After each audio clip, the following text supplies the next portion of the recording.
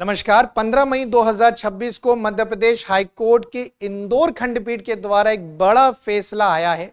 यह फैसला है धार से जुड़ी हुई एक भोजशाला परिसर से। भोजशाला परिसर को कोर्ट ने मंदिर परिसर बताया है। आइए जानते हैं कोर्ट के निर्णय के बारे में और इस जगह से जुड़े हुए विवाद और इतिहास के बारे में। यह है भोजशाला परिसर और मेरे इस ओर है कमाल मोला मस्जिद। कोर्ट ने क्या आदेश दिया है? कोर्ट ने भोजशाला को मंदिर परिसर बताया है। कोर्ट ने 2003 के उस आदेश को रद्द कर दिया है जो मुस्लिम समुदाय को नमाज पढ़ने की एक अनुमति देता था। साथ ही साथ कोर्ट ने परिसर के प्रबंधन को अभी भी भारतीय पुरातत्व सर्वेक्षण के हाथों में ही रखा है। मतलब प्रबंधन का कार्य अभी इन्हीं को दिया गया है। यह है वाघ देवी की मूर्ति, जिन्हें सरस्वती देवी कहा जाता है। यह परिसर वाघ देवी के मंदिर के रूप में ही जाना जाता है।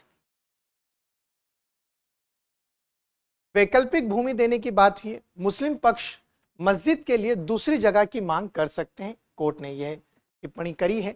वाघ देवी की मूर्ति को पुनः वापस भारत लाने और इस जगह पर स्थापित करने का जो है प्रयास करने के लिए सरकार को आदेश भी दिए।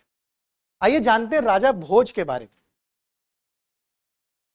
अच्छा, पहले विवाद क्या था, पहले ये देख लेते हैं कि विवाद क्या था। कि हिंदू समुदाय इस क्षेत्र को वाघ देवी सरस्वती देवी का मंदिर मानता है, वहीं मुस्लिम समुदाय जो है वो इसे कमाल मोला मस्जिद के परिसर के रूप में मानता है।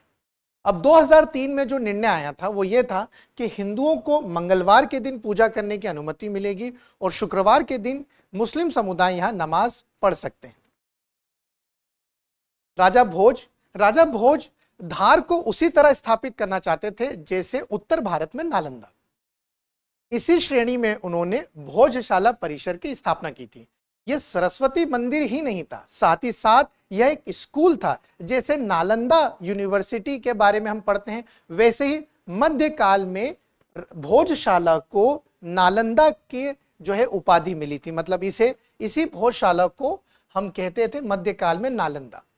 11वीं शताब्दी में परमार वंश के राजा ने ही इस सरस्वती मंदिर का निर्माण करवाया था, जिसे वाघ देवी के मंदिर के रूप में भी जाना जाता है। भोजशाला कहा गया। शाला मतलब जहां पर ज्ञान दिया जाता है, ज्ञान बांटा जाता है, इसलिए भोज के साथ यहां पर शाला शब्द लगाया गया। राजा भोज ने धार को शिक्षा का केंद्र बनाने के लिए इस भोजशाला में संस्कृत अध्ययन का जो है केंद्र बनाया। मतलब भोजशाला में संस्कृत अध्ययन कराया जाता था। राजा भोज को विद्या निधान कहा जाता था। वे स्वयं बहुत अच्छे लेखक थे। उनके द्वारा रचित रचनाएं हैं सरस्वती कंठाभरण, समरांग सूत्रधार, चंपू रामायण। भोजपुर में राजा भोज ने ही भोजेश्वर मंदिर और भोजताल शहर की स्थापना की, जिसे आज हम वर्तमान में भोपाल के रूप में जानते हैं। अब मुझे जल्दी से आप कमेंट करके बताइए कि राजा भोज के द्वारा निर्मित और कौन कौन सी स्थलाकृतियां मध्य प्रदेश में स्थित हैं। जय हिंद, जय भारत।